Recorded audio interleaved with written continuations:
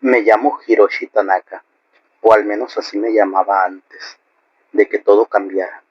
Ahora no estoy seguro de quién soy. La vida que dejé atrás parece un sueño borroso, como si perteneciera a otra persona. Pero déjame contarte cómo llegué aquí, a este lugar donde la oscuridad me envuelve y el peso de lo que abandoné me persigue, como un eco que no puedo silenciar. Todo comenzó en Tokio, hace 2 años. Yo tenía 42 años, una esposa llamada Aiko, dos hijos pequeños, Kenta y Yumi, y un trabajo como contador en una empresa de tecnología que pagaba bien, pero exigía mi alma. La presión era constante, plazos imposibles, reuniones interminables y un jefe que siempre encontraba algo que criticar. En casa las cosas no eran mucho mejores. Aiko y yo apenas hablábamos. Ella estaba agotada de cuidar a los niños y yo de trabajar jornadas de 12 horas. Nos queríamos, o eso creo, pero el amor se había convertido en una rutina, en un peso más que cargar. Los niños eran mi única alegría, pero incluso ellos parecían notar la tensión. Kenta, con sus 7 años, me preguntaba por qué siempre estaba cansado. Yumi, de tan solo 4 años, solo quería que jugara con ella, pero yo nunca tenía tiempo. Y luego estaban las deudas. Había cometido el error de pedir préstamos para mantener nuestro estilo de vida. Una casa bonita en las afueras, un coche nuevo, clases de piano para Kenta. ¿Para qué? ¿Para qué clases de piano? Pensé que podía manejarlo, que un ascenso, un golpe de suerte lo resolvería todo, pero los intereses se acumularon como una avalancha. Las cartas de los bancos llegaban cada semana, cada una más amenazante que la anterior. Me despertaba en la noche con el corazón acelerado, imaginando a los cobradores tocando a la puerta, a mis hijos perdiendo su hogar, a Aiko mirándome con desprecio. No podía seguir así, no podía fallarles, pero tampoco podía salvarlos. Fue entonces cuando escuché el yohatsu. No recuerdo exactamente cómo llegó a mí la idea. Tal vez fue una conversación en un bar con un colega que mencionó a un amigo que se había ido. O quizás fue un artículo que leí en internet a medianoche, buscando desesperadamente una salida. Yohatsu, los evaporados. Personas que como yo estaban atrapados en vidas que ya no podían soportar. Hombres y mujeres que decidían desaparecer, dejar todo atrás y empezar de cero en Japón. Esto no es solo una decisión personal, hay empresas que lo hacen posible. Los operadores nocturnos los llaman. Gente que llega en la oscuridad, recoge tus cosas, borra tus huellas y te lleva a un lugar donde nadie te encontrará. No es barato, pero es discreto. Y lo más importante, es legal. Si eres adulto y decides evaporarte, nadie te buscará a menos que haya evidencia de un crimen. La idea me aterró al principio. Dejar a Aiko, a Kenta y a Yumi, a mis papás, a mis amigos, mi vida entera. Pero mientras más lo pensaba, más sentido tenía. Si me quedaba solo arrastraría a mi familia al abismo conmigo. Las deudas nos ahogarían, el estrés nos mataría. Tal vez si desaparecía, Aiko podría empezar de nuevo. Podría vender la casa, usar el seguro de vida que aún pagaba, criar a los niños sin el peso de mis errores. Era una locura, pero también una esperanza, una forma de liberarlos, aunque significara romperme a mí mismo. Encontrar a los operadores nocturnos no fue fácil. No están en la guía telefónica, ni tienen un sitio web con un botón que diga contáctanos, pero en los círculos correctos, en los callejones oscuros de internet, hay susurros. Después de semanas de buscar, di con un contacto, un hombre que se hacía llamar Llamada. No sé si era su verdadero nombre y no me importaba. Me reuní con él en un café en Shinjuku, un lugar lleno de ruido y gente, donde nadie presta atención. Era un tipo corriente de traje barato y gafas grandes. Alguien que podría pasar desapercibido o por alto en la calle. Me explicó cómo funcionaba. Por una suma considerable me ayudaría a desaparecer. Empacarían mis cosas, cancelarían mis contratos, borrarían cualquier rastro, tanto digital como físico. Me darían una nueva identidad en una ciudad lejana, en un lugar donde nadie me conociera. No pregunté cómo lo hacían, no quería saberlo, solo quería que terminara. Le di todo lo que tenía, los ahorros que me quedaban, el dinero que saqué de vender mi coche. Incluso pedí un préstamo que pedí en secreto. Era irónico, ¿no? Endeudarme más para escapar de las deudas. Ahora solo río cuando recuerdo. Pero en ese momento no veía otra salida. Llamada me dio una fecha. El 15 de noviembre, a las 2 de la mañana. Debía estar listo con una sola maleta y no contarle a Aiko, ni a mis papás, ni a mis amigos. A nadie. Nadie podía saberlo. Pasé semanas previas en una especie de trance. Abrazaba a Kenta y a Yumi con más fuerza, memorizando sus risas. Miraba a Aiko mientras dormía, preguntándome si alguna vez me perdonaría. Escribí una carta, una explicación que jamás enviaría, y la quemé una noche. Cuando llegó el día, todo fue como un sueño. A las 12 en punto, una furgoneta negra sin ventanas se detuvo frente a mi casa. Dos hombres vestidos de negro bajaron y entraron sin hacer un solo ruido. Empacaron mis cosas en menos de una hora. Ropa, algunos libros, mi portátil. No hubo despedidas, no hubo palabras. Subí a la furgoneta y cerré los ojos. Mientras nos alejábamos, no miré atrás. No podía, sentí que mi corazón se partía, pero también una extraña calma. Por primera vez en años, no había deudas persiguiéndome, no había expectativas aplastándome, solo estaba yo, la carretera y la promesa de un nuevo comienzo. Me llevaron a una ciudad pequeña en Hokkaido, un lugar frío y remoto, donde el viento cortaba como un cuchillo. Me dieron un apartamento sencillo, un trabajo de oficinista en una fábrica local y una nueva identificación. Kenji Sato. No era un nombre que hubiera elegido, pero era mío ahora. Los primeros meses fueron extraños. Vivía en piloto automático, yendo al trabajo, comiendo y solo mirando por la ventana mientras la nieve cubría las calles. Nadie me hacía preguntas y yo no ofrecía respuestas, pero la libertad que había imaginado no llegó. En su lugar llegó la culpa. Pensaba en Aiko todo el tiempo. ¿Cómo les explico a los niños que me había ido? Les dijo que los abandoné, que me rendí, o inventó una historia diciéndome que había muerto en un accidente. Imaginaba a Kenta buscando mi coche en la entrada, o a Yumi preguntando cuándo volvería papá. Me torturaba con esas imágenes, pero no había vuelta atrás. Había elegido evaporarme, y los operadores nocturnos se aseguraron de que no quedara rastro de Hiroshi Tanaka. O eso pensaba. Un año después algo cambió. Necesitaba contactar a Yamada. No sé por qué. Tal vez quería saber si Aiko y los niños estaban bien, si habían seguido adelante. Tal vez solo necesitaba confirmar que todo esto era real, que no estaba atrapado en una pesadilla. Busqué el número que me había dado, un teléfono desechable que guardé en un cajón. Marqué, pero la línea estaba muerta. Intenté el correo electrónico que usamos para coordinar la mudanza. Rebotó. Busqué en internet en los foros oscuros donde había encontrado a Yamada. Por primera vez, nada. Era como si la empresa nunca hubiera existido. Me obsesioné. Pasé noches en vela buscando cualquier pista. Los operadores nocturnos eran un rumor, una sombra. Nadie sabía quiénes eran realmente, dónde estaban. Algunos decían que eran ex-yakuzas, otros que eran hackers que trabajaban desde el extranjero.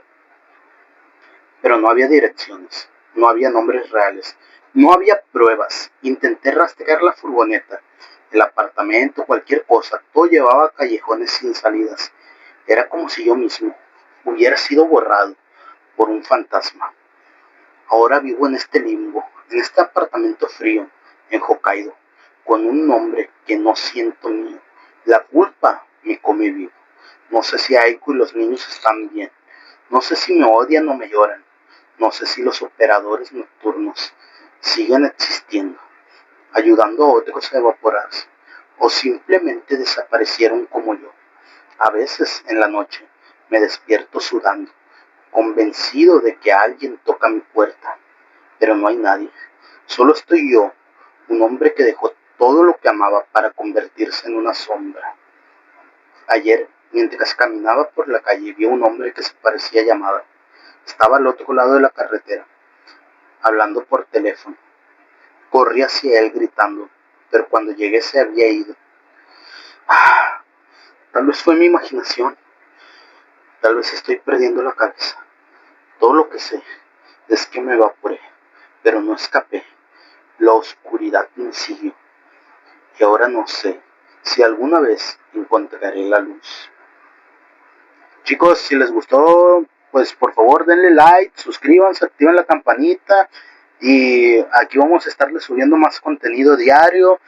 Venimos con más contenido, con colaboraciones con otros canales. Esperamos que sea de su agrado. Me despierto cada amanecer con un bramido abismal en el cráneo, como si hordas de demonios primordiales vociferaran mi nombre maldito, no en clamores audibles, no es un murmullo endemoniado que se hunde como garfios de abismo insoldables. El astro maldito de Mumbai irrumpía por la ventana quebrantada de mi antro alumbrado.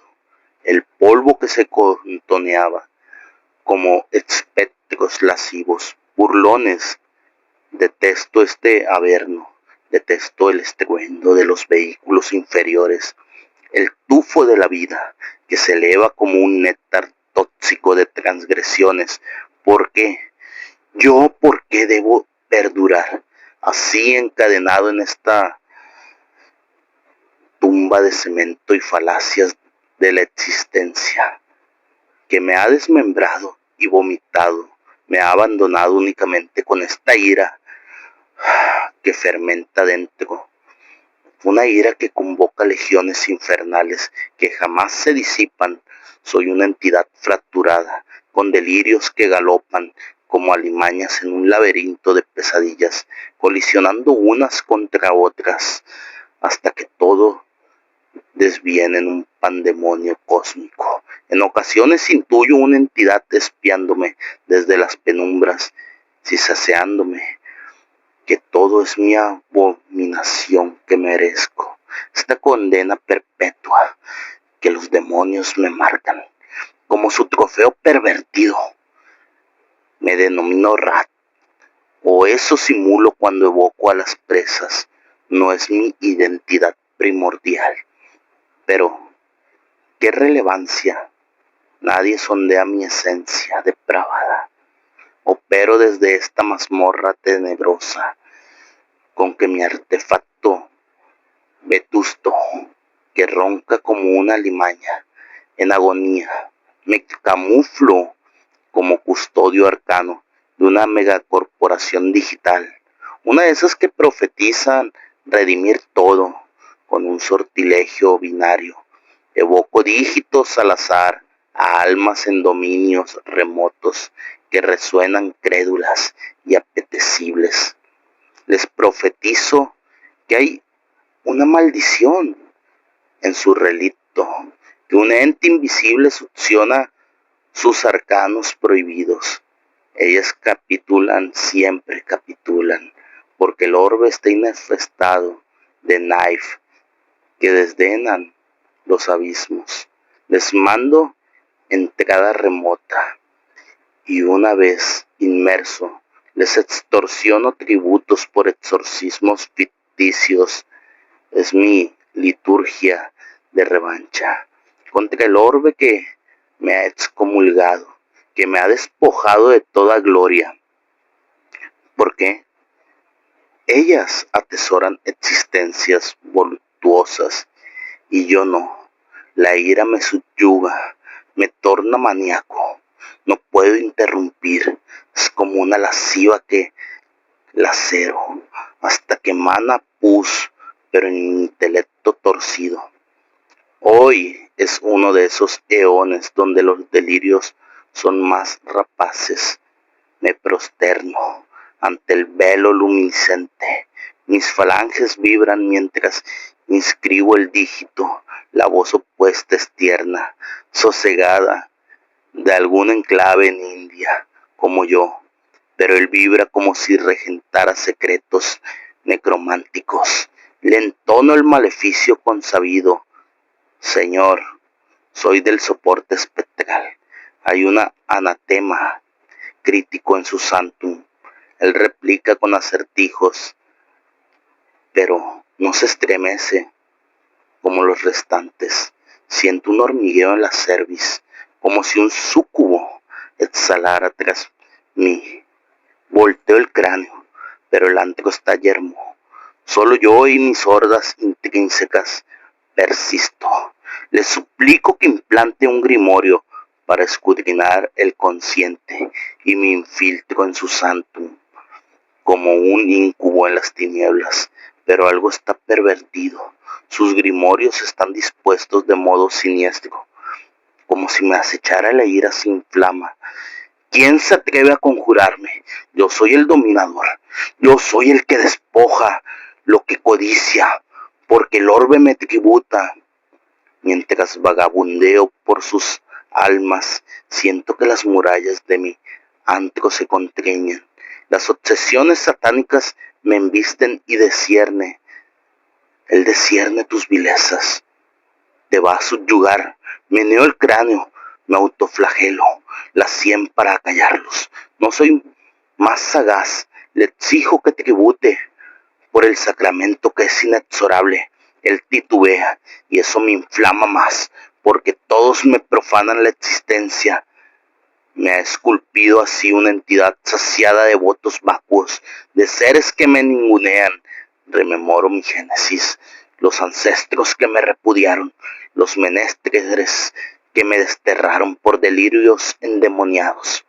Ellos no captan que soy yo versus el vacío, que esta ira es mi ambrosía. Prosigo asediando, pero abruptamente mi velo centella. ¿Qué es esto? ¿Un oráculo surge? ¿Acceso concedido? No, eso no lo evoqué. Mi núcleo late como un tambor ritual en mi cráneo. Entonces lo discierno, un chasquido fantasmal, como si alguien hubiera rasgado el portal en mi propio relicto. Intento clausurar el nexo, pero es en vano. Mi ojo digital se inflama. Solo no clamo en muticismo. El simulacro se proyecta en el ángulo del velo. Ojos saturados de hemoglobina, melena desgreñada, la máscara de una entidad al vértigo abismal. ¿Quién me ausculta? Los delirios esquizoides erupcionan, te escrutan, todos, el orbe entero te la pida. Me erijo de un salto, velo el ojo con mi falange convulsa, pero sé que ya capté la de top puesto. Ese infame es insinuado en mi esencia, ha revertido los conjuros como un especulo fracturado que proyecta mi propia lascivia. La ira me aniquila, lanzo artefactos al subsuelo, pulverizo un recipiente que detona en astillas. ¿Por qué? ¿Yo por qué? El cosmos maquina contra mí, galopo por el antro, las penumbras se estiran, siseando nombres arcanos, proscritos. Siento que hay pupilas en las fortificaciones, en el cenit, en el nadir. Estás desollado, proclaman las entidades en mi intelecto. Todo el orbe discernirá lo que eres, un apestado, un falaz. Intento aniquilar el artefacto, pero se resucita. Solo el ojo persiste activo. Veo mi simulacro en directo, deformado por el vapor, la repugnancia. El orbe me estrangula. Aborrezco a todos. Aborrezco este dominio sádico que me ha propulsado a esta depravación maníacamente. Cada filamento, cada unión, pero nada prevalece. Él me ha enjaulado en mi propio anatema. Las eternidades fluyen en un torbellino de paranoia. Quiero divisar contornos en el velo, seres mofándose de mí. Me replego en el recodo exudando invocaciones, execraciones contra el sino. Al cabo, cuando el nexo se evapora, quedo exsangue, pero la epifanía calcina en mi intelecto astillado. Evocar abominaciones no guía la salvación. Incluso el evocador puede ser evocado. El orbe es una espiral de retaliaciones diabólicas y yo con mi ira inmemorial soy meramente un eslabón más en este tapiz de atrocidades. Pero las entidades no callan. Reanudarás el ritual porque no puedes cesar. Los niños aterrorizados jugaban a las escondidas en el caserón abandonado, un lugar donde el aire apestaba carne podrida y sangre coagulada. La regla era inquebrantable: nunca bajar al sótano o la oscuridad te arrancaría la piel a tiras. Mateo, el más imprudente y arrogante, decidió desafiarla. Descendió por las escaleras oxidadas, pisando charcos viscosos de lo que parecía sangre fresca, y se ocultó tras un barril cubierto de costras secas. Contó hasta 100 con una sonrisa desafiante y gritó: ¡ahí voy! ¡Ahí voy! De las sombras más profundas, una voz gutural y rasposa susurró: yo también, y te voy a destripar. Yo te voy a seguir. Las luces parpadearon y se extinguieron con un chasquido, dejando un hedor a entrañas expuestas. Mateo encendió su linterna temblorosa y el haz de luz reveló docenas de cuerpos humanos mutilados, alineados contra la pared como trofeos sangrientos. Sus ojos vacíos y vidriosos miraban el vacío con gargantas abiertas de oreja a oreja. Las tripas colgaban como festones podridos y pieles desolladas, parcialmente exponiendo sus mulos desgarrados y huesos astillados. Algunos aún goteaban sangre negra, y un brazo cercenado se crispaba en el suelo, como si intentara arrastrarse. ¿Quiénes? ¿Quiénes son? ¿Quiénes son? Tartamudeaba Mateo, mientras el vómito subía por su garganta, al ver un torso infantil eviscerado, con costillas rotas como jaulas abiertas. Los que perdieron, dijeron, los que perdieron en el juego. Gruñó la voz a su espalda, caliente y fétida, el aliento de un carnicero. Fueron desollados vivos, sus gritos ahogados en su propia sangre, mientras la oscuridad les arrancaba las vísceras una por una. Y ahora te toca a ti buscar a alguien más para que tome tu lugar en esta pared de agonía eterna. Te voy a abrir en canal, chico, y veré cómo te retuerces mientras te vacío. La linterna se apagó con un crujido y Mateo sintió unas garras heladas clavándose en su espalda, rasgando carne y músculos con saña. Sus alaridos resonaron en el sótano mientras la entidad lo desangraba lentamente, cortando tendones y venas, obligándolo a ver cómo su propia sangre pintaba el suelo en patrones grotescos. La piel se desprendía en jirones y el dolor era un fuego que lo consumía, pero no lo mataba.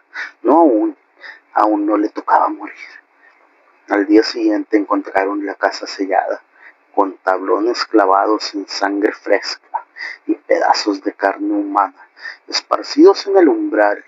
Pero cada noche, tras la ventana empañada del sótano, se ve una sombra nueva retorciéndose en agonía, contando lentamente hasta 100. 1, 2, 3, con la voz rota y borboteante de Mateo, mientras chorros de sangre salpican el vidrio y sus gritos ahogados suplican por una muerte que nunca llegará. En las sombras húmedas y polvorientas de una antigua panadería, en las afueras de un pueblo olvidado, donde el viento aullaba como almas perdidas, entre los techos agrietados vivía una rata. No era una rata común, no.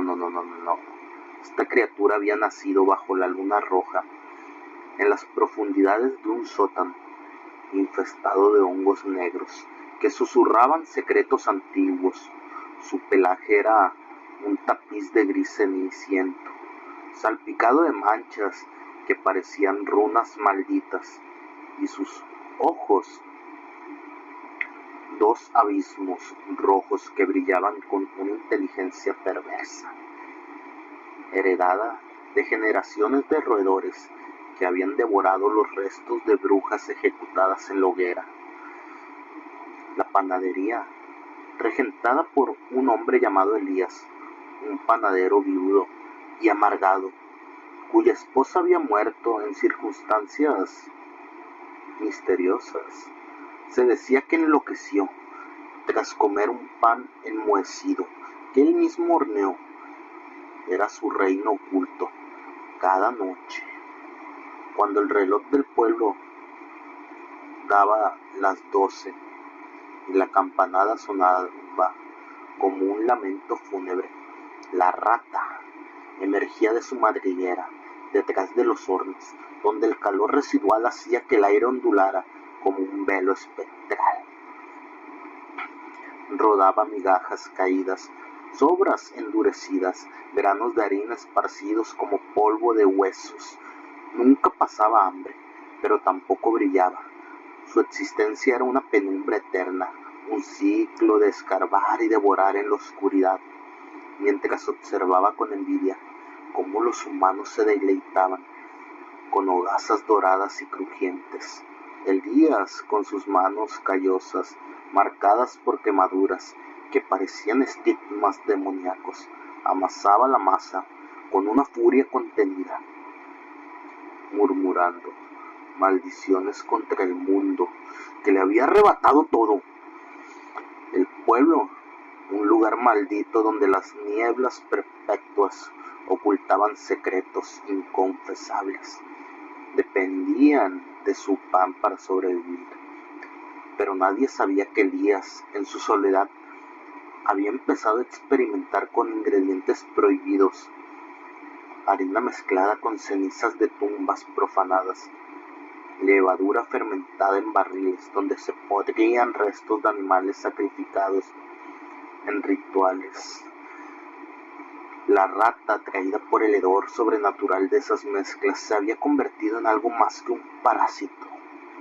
Absorbía la esencia maligna de la panadería, creciendo en maldad con cada bocado.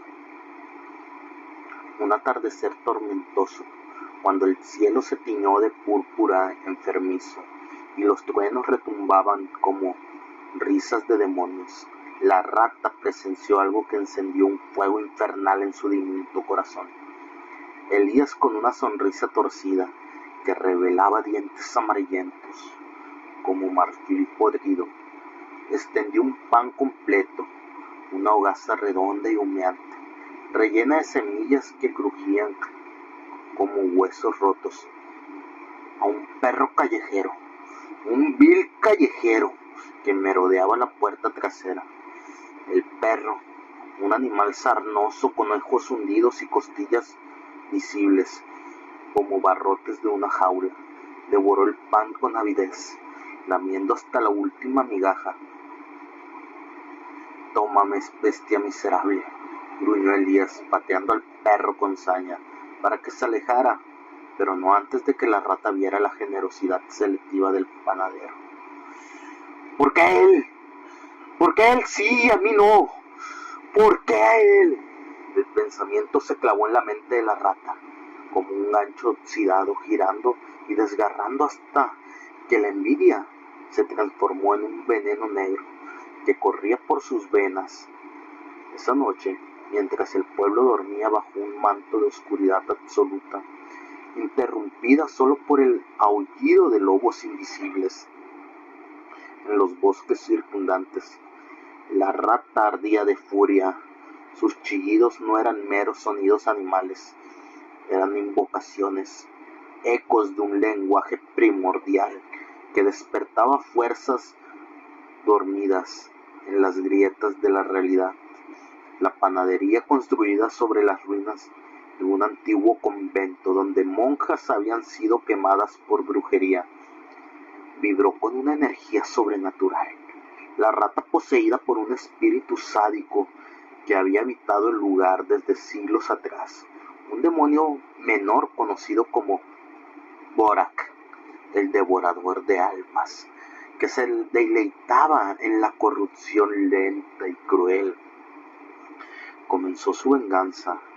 No se contentó con roer, mordió los panes con dientes afilados como cuchillas encantadas, inyectando saliva que se convertía en un ácido corrosivo, disolviendo la masa desde dentro hasta que burbujeaba como carne en descomposición.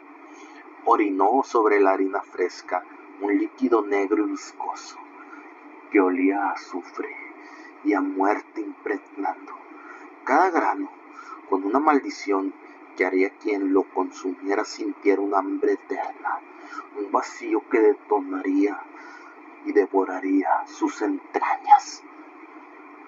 Pero la crueldad no terminó ahí. La rata, guiada por Borak, invocó visiones sádicas, escaló las estanterías con una agilidad sobrenatural, derribando los frascos de levaduras, que se rompieron en charcos, que se transformaron en tentáculos gelatinosos, envolviendo los panes y estrujándolos hasta que sangraban. Un jugo rojo como sangre coagulada agotó todo, no solo con excrementos, sino con fragmentos de su propia piel que se desprendían en escamas vivas, retorciéndose como gusanos que se enterraban en la masa, listos para eclosionar en los estómagos de los inocentes. Si yo no lo tengo, nadie lo tendrá. Nadie es digno, pensaba la rata, pero su mente ya no era suya. Borak susurraba promesas de un festín eterno, de almas torturadas. La panadería se llenó de un hedor pestilente, un olor a putrefacción sobrenatural que se filtraba por las rendijas, atrayendo a murciélagos que revoloteaban como heraldos de la plaga. Al amanecer, cuando el sol luchaba por perforar las nubes eternas, Elías descubrió el caos. Los panes yacían como cadáveres mutilados, supurando un pus verdoso que formaba patrones rúnicos en el suelo. Sus ojos, inyectados en sangre por noches de insomnio, plagadas de pesadillas, donde su esposa regresaba como un espectro hambriento, se llenaron de una rabia asesina. ¡Maldita limaña!, gritó, invocando sin saber a Borak.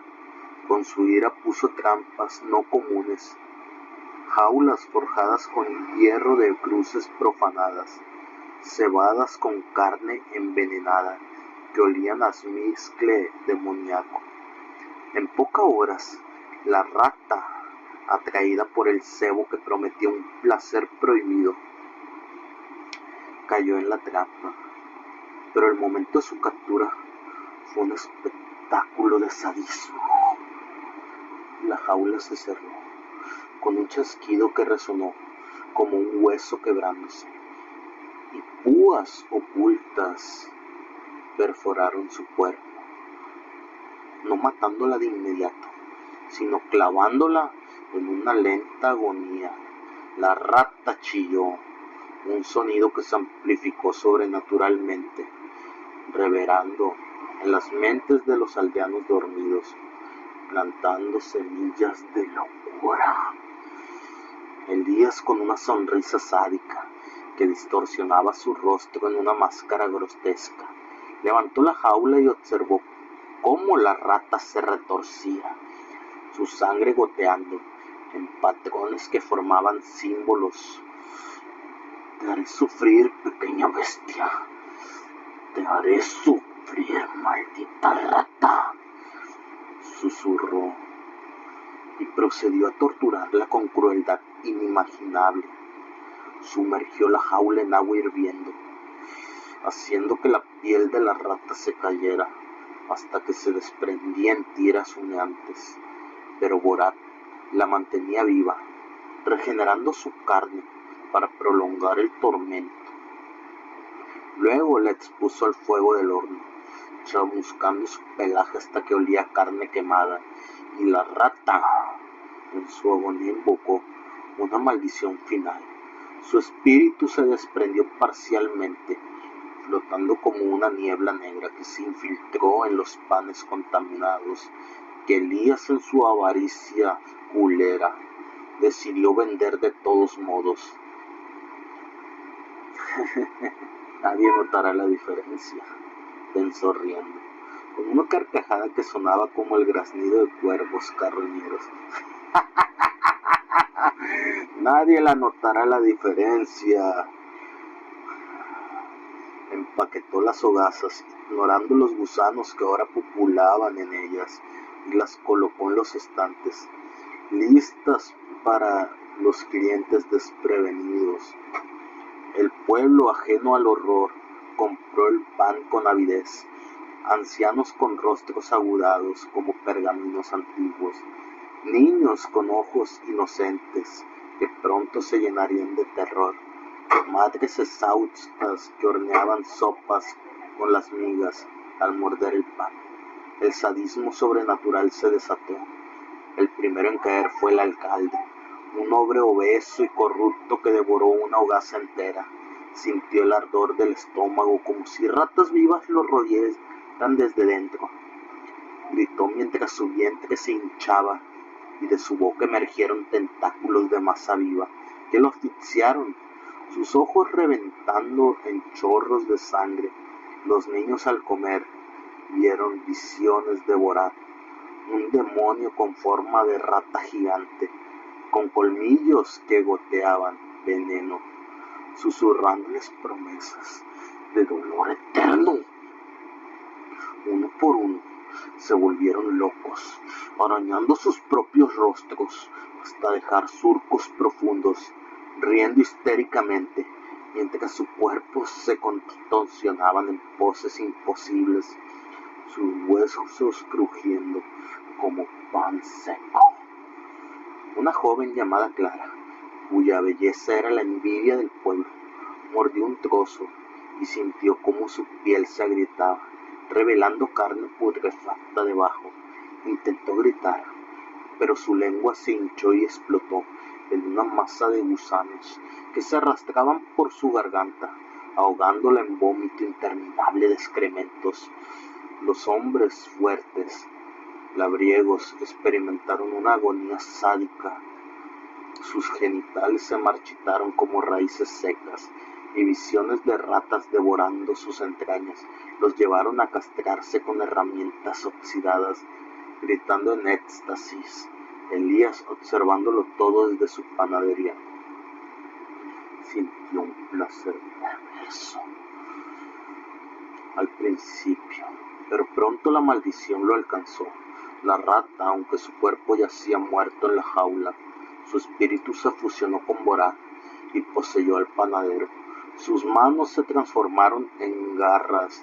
Se vio obligado a hornear más panes contaminados, mientras su mente era bombardeada con recuerdos de torturas, visiones de su esposa siendo devorada viva por ratas espectrales, su carne arrancada en tiras, mientras él Él sonreía nada más. La plaga se extendió como una niebla maldita. Los aldeanos uno a uno sucumbieron a horrores sobrenaturales, cuerpos que se disolvían en charcos de masa burbujeante, almas atrapadas en un limbo, donde ratas invisibles les roían el espíritu eternamente. Un viejo sacerdote intentó exorcizar el lugar, pero al entrar en la panadería, Borat lo volvió en una ilusión sádica. Vio a sus feligreses como ratas gigantes, devorándolo pedazo a pedazo, sus dientes perforando su carne, mientras él gritaba plegarias rotas. El demonio, alimentado por la envidia inicial de la rata, creció en poder, transformando el pueblo en un infierno terrenal. Casas se derrumbaban bajo el peso de enjambres de ratas espectrales que no eran reales, pero causaban heridas que supuraban pus. Los sobrevivientes enloquecidos se devoraban mutuamente, creyendo que la carne humana era el pan puro que anhelaban. Noches eternas se sucedieron, donde chillidos de la rata muerta resonaban en cada mente, invocando pesadillas donde los muertos regresaban, como híbridos de ratas y humanos, con ojos rojos y colas que azotaban como látigas. Elías, ahora un títere de Borat, horneaba panes con sus propias entrañas, riendo mientras su cuerpo se desintegraba. La esencia de la historia permanecía. La envidia de una criatura insignificante desataba una cadena de crueldad. Esperamos si te haya gustado esta pequeña historia que les hemos traído.